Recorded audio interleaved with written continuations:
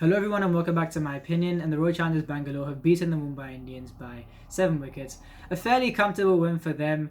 And honestly, at no point in the chase did RCB look like they were under any sort of pressure.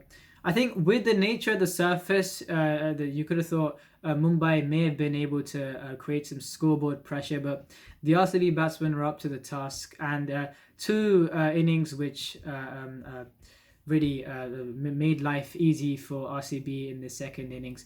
Anuj Rawat, an excellent 66 of 47. Virat Kohli, 40 of 36. Great from him too. And in the end, a fairly comfortable win for RCB. And for Mumbai Indians, 4 games played, 4 games lost. And just for them and CSK, I think they've had 1 game out of their 4 each that they should have lost. For CSK, the game against KKR being that. And for Mumbai Indians, this game being that. But again, for Mumbai Indians especially, their other 3 games, they were in winning positions, and because of their own mistakes, they couldn't capitalize on those positions. They should have won their first 3 games, and they somehow didn't. They had Delhi 72 for 5, and the bowling went off the board from there. They needed 65 of 36 against Rajasthan with quite some wickets in hand, and they somehow didn't get over the line.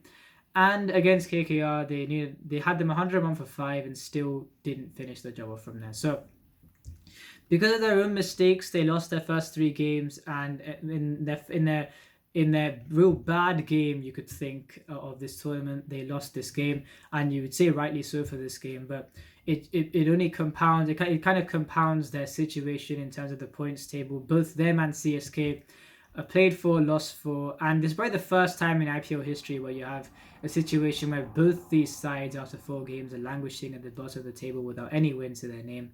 And I think for the Mumbai Indians and the Delhi Capitals, you kind of thought after the auction there was no way they were going to be as strong as they once were. I think with the more competitive nature of this auction, it was going to be a struggle to buy back the other players that they would have wanted to retain. They would have wanted to retain, for both these sides, they would have wanted to retain their entire squad.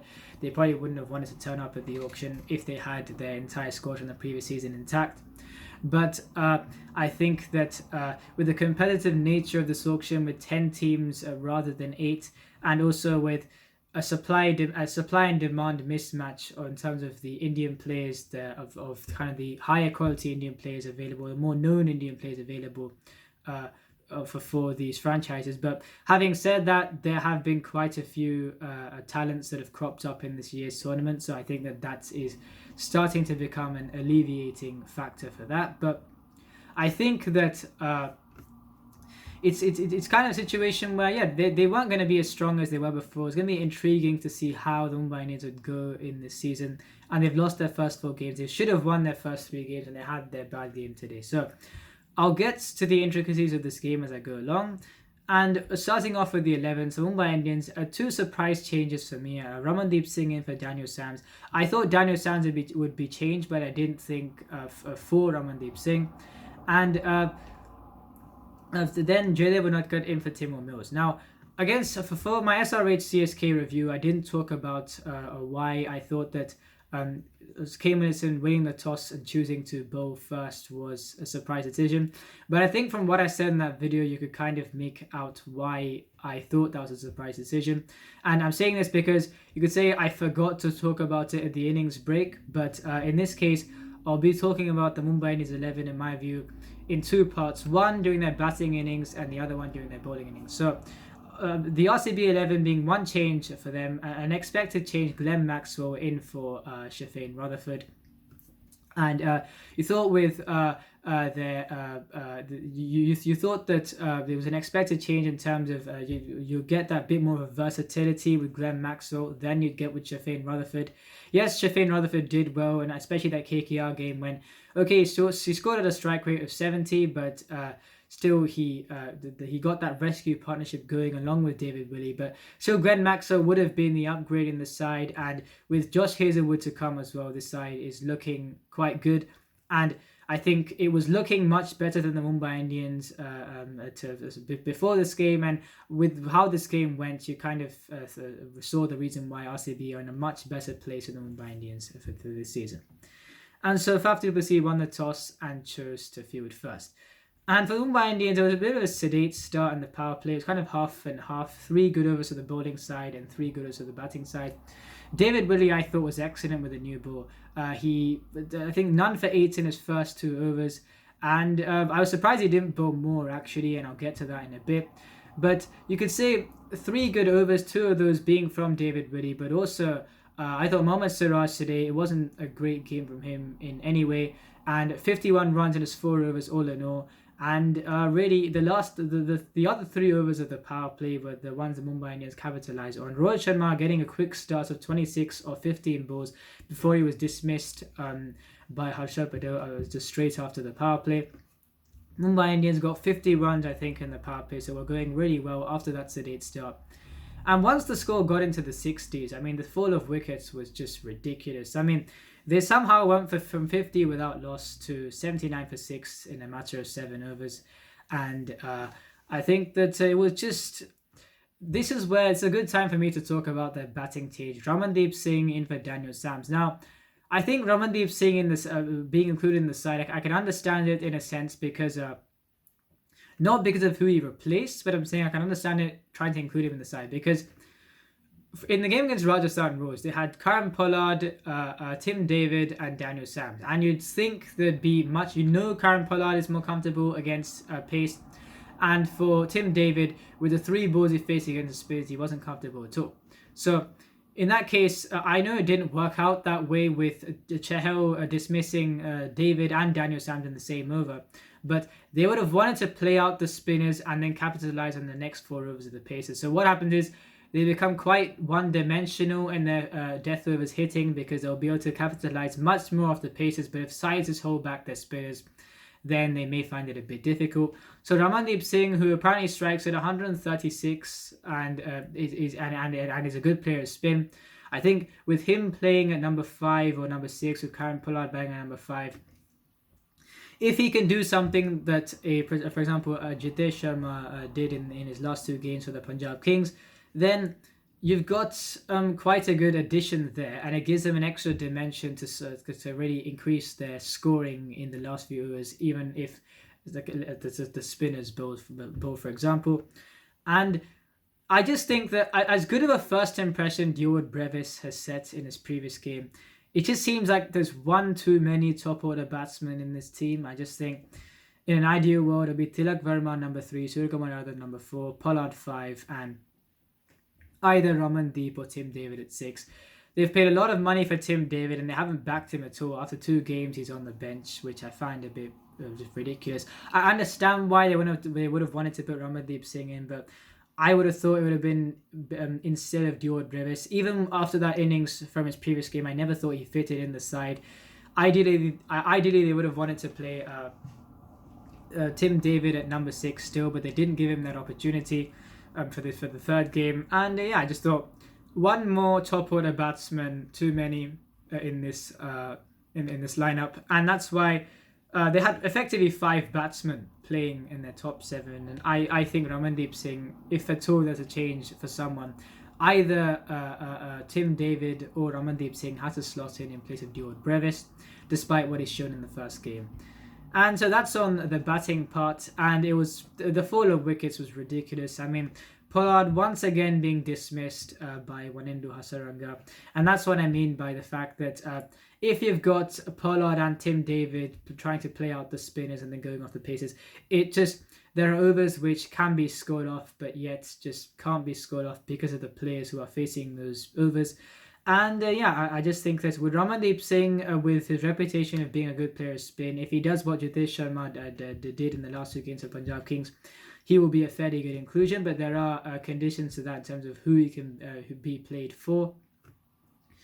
And that was pretty much that really. And 79 for 6 with Jaydev Unadkat and Suryakumar Yadav batting. And honestly, I have not been as less surprised, or not less surprised. Sorry, I meant it's a case where I just simply wasn't surprised at all with Suryakumar Yadav scoring another 50. I mean, he's been out of the side for a while because of a hairline fracture, and he walks back in, and I was just so unsurprised to see that he's effectively played as if he's not missed a game of cricket at all. And 52 in the previous game to resurrect that innings along with Tilak Verma. And in this innings, pretty much a solo effort from 79 for 6 with Jaydev Unadkat batting alongside him. He just pretty much resurrected the innings all by himself.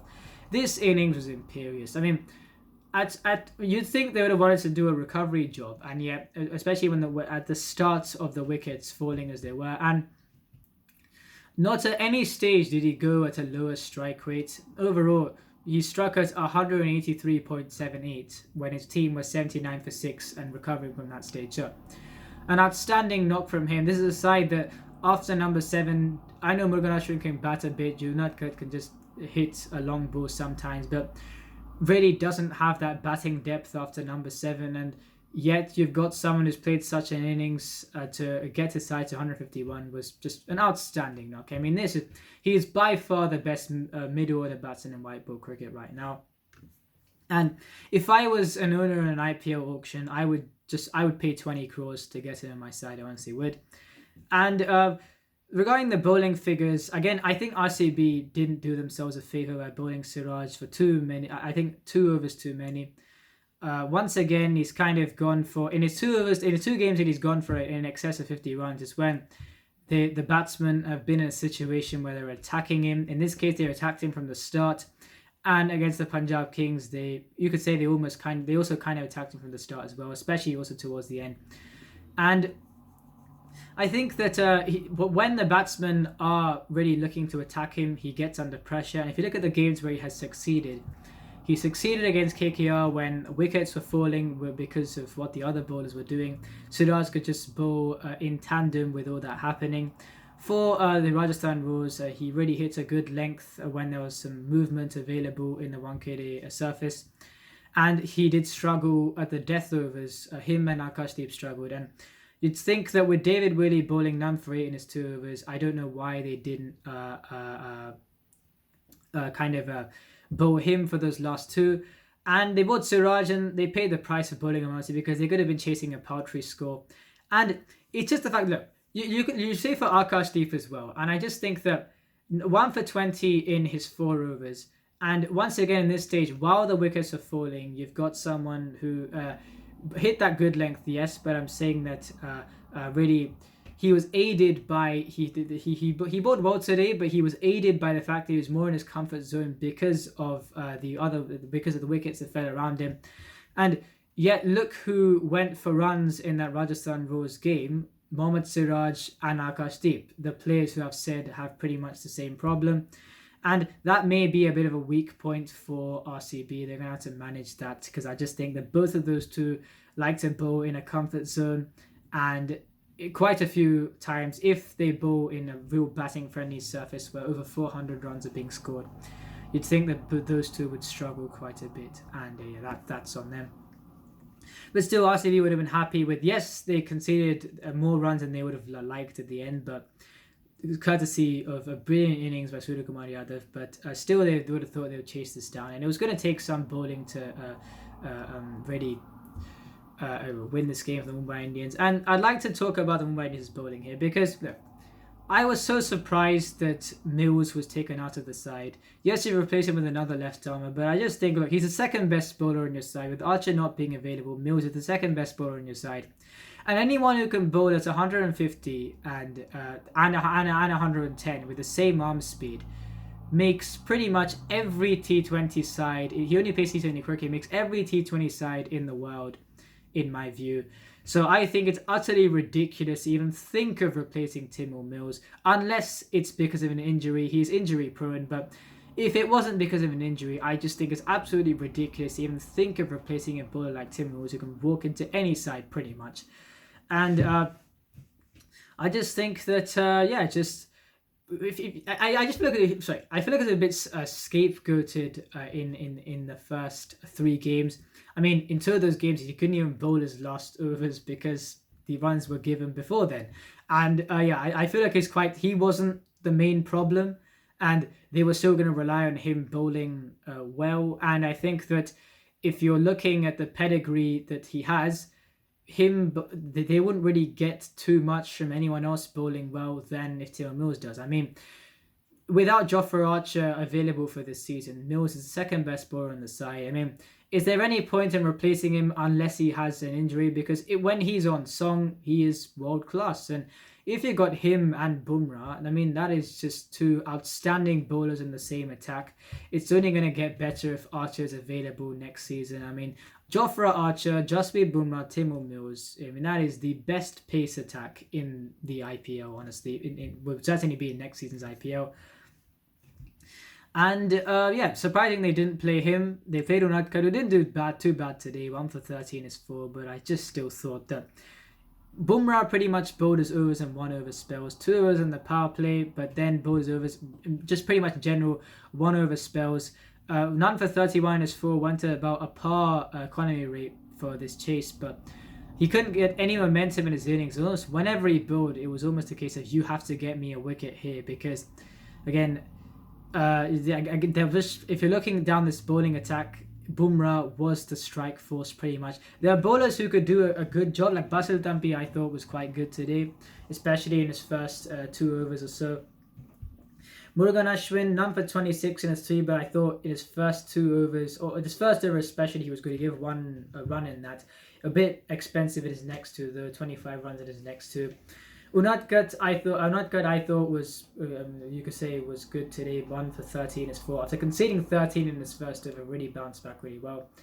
But Bumrah didn't have any momentum at all because just 1 over spells. He has so much pressure to be that difference maker against an extremely good batting out of him. Anuj Rawat had shown some good signs in his previous games. I mean, he hadn't really shown the strike rates, and but still he'd shown that he was a good player. And what I really liked about his innings was that he finished at a strike rate of 140, but quite after hitting 12 runs of his first 7 balls, he slowed down quite a bit, and then he hit those boundaries, those crucial boundaries at crucial times to get his strike rate back up again.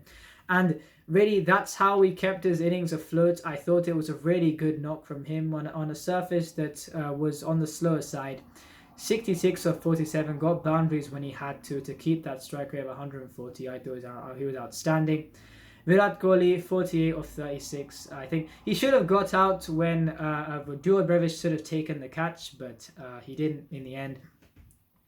And a great wicket for Duo Brevis, you could say. I mean, there was a debate as to whether he should have been dismissed, he should have been adjudged out or not. And I think with that, because when you're looking at these review systems, there's a skip in frames, I think, when between the ball just before it passed the bat and after it passed the bat, there was a spike. But I'm sure there would have been a spike if there was just that one frame in between which is available in terms of the ball right next to the almost in the middle of the bat edge, you could say. There probably would have been a spike then, and because of the frame skip, there was a spike when simultaneously when the ball hit the edge of kind of the outer edge of the bat, and when the ball hit the pad. So you could say it was a bit unlucky for Kohli to be given out. I do understand that. I just think because of the frame skip, yes, you could say it would look like